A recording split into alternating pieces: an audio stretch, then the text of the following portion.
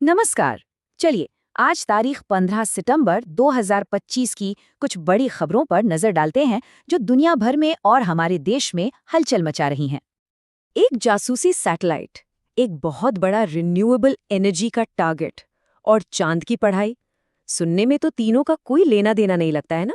पर असल में ये सभी आज की दुनिया की एक ही कहानी कहते हैं, तरक्की की कहानी, आगे बढ़ने की कहानी।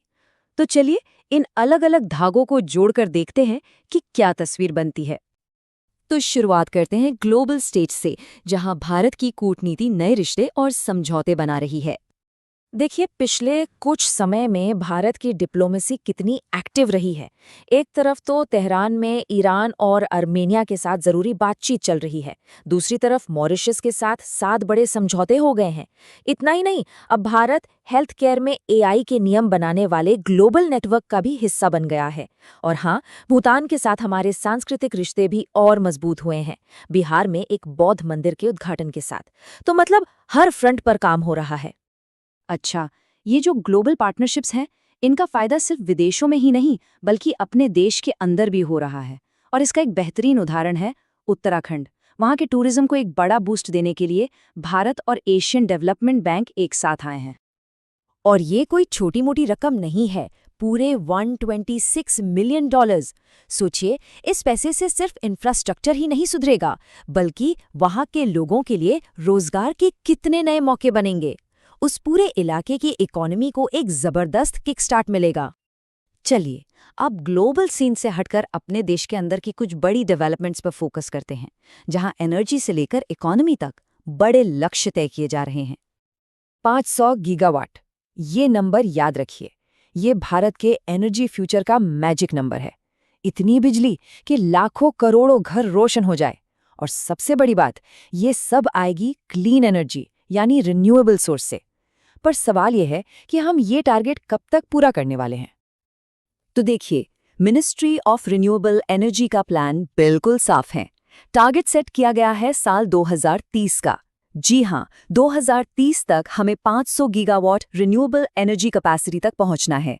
ये क्लाइमेट चेंज के खिलाफ लड़ाई में एक बहुत ही बड़ा और जरूरी कदम है। अब इतना बड़ा नेशनल टारगेट हासिल कैसे होगा? इसकी शुरुआत होती है हर एक घर से, और यहीं पर सरकार की पीएम सूर्य घर मुफ्त बिजली योजना काम आती है। इसका सीधा सा मकसद है सोलर पावर को हर आम आदमी के घर की छत तक पहुंचाना। और इसका असर दिखना भी शुरू हो गया है। जानते हैं अब तक कितने परिवार इससे जुड़ चुके हैं? 20 लाख। मतलब 20 लाख घरों का बिजली बिल या तो कम हो गया है या खत्म, और उन्हें मिल रही है साफ सुथरी भरोसेमंद बिजली। लेकिन कहानी यहीं खत्म नहीं होती, ये तो बस शुरुआत है। सरकार का अगला टारगेट तो और भी बड़ा है। मार्च 2027 तक पूरे देश में 1 करोड़ घरों की छतों पर सोलर प्लांट लगाने का लक्ष्य है। जरा सोचिए, ये भारत के एनर्जी सेक्टर में कितना बड़ा बदलाव लाएगा। एक तरफ हम भविष्य की तैयारी कर रहे हैं, तो दूसरी तरफ आज की मुश्किलों का भी सामना कर रहे हैं। हाल ही में पंजाब, हिमाचल और जम्मू कश्मीर में जो भयानक बाढ़ आई, उसमें हमारी भारतीय सेना ने ऑपरेशन राहत चलाया। ये एक बार फिर दिखाता है कि मुश्किल घड़ी में हमारे जवान हमेशा सबसे आगे रहते हैं। चलिए, अब इकोनॉमी की बात करते हैं, और यहाँ से एक बहुत अच्छी खबर है। हमारे टेक्सटाइल इंडस्ट्री ने कमाल कर दिया है। 2023-24 में भारत ने $34.4 बिलियन के टेक्सटाइल एक्सपोर्ट्स किए। ये आंकड़ा सिर्फ एक नंबर नहीं है, ये बताता है कि मेड इन इंडिया की डिमांड दुनिया में कितनी तेजी से बढ़ रही है। अच्छा, अब जरा गियर बदलते हैं और फटाफट कुछ मजेदार साइंस और दुनिया के अनोखे फैक्ट्स पर नजर डालते हैं।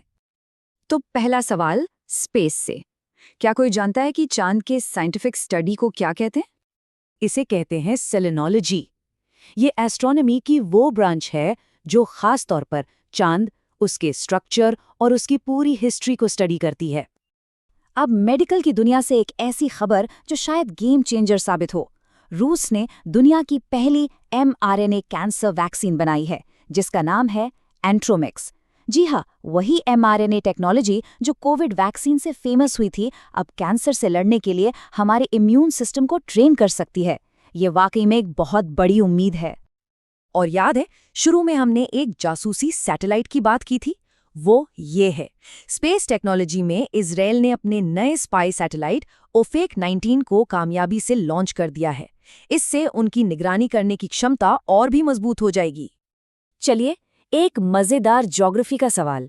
दुनिया में एक ऐसी बड़ी नदी है जो इक्वेटर को यानी भूमध्य रेखा को एक बार नहीं बल्कि 2 बार काटती है।